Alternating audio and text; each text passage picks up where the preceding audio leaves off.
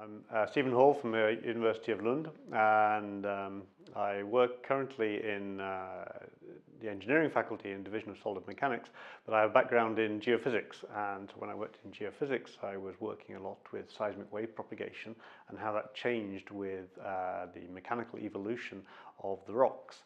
And that led me to wonder why this happened, why the seismic wave propagation properties changed. And so I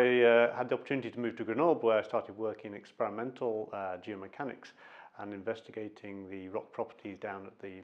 millimeter scale rather than the kilometer scale. And whilst in Grenoble, I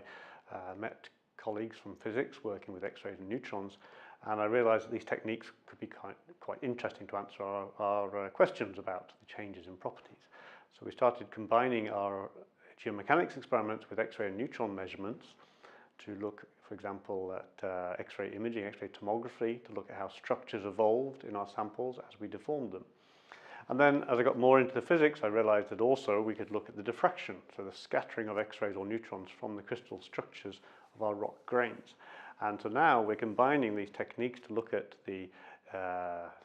deformation from the scale of the crystal lattices all the way up to the whole rock sample, and using this to understand how the material changes at the grain level influence the processes at a much larger scale, such as seismic wave propagation.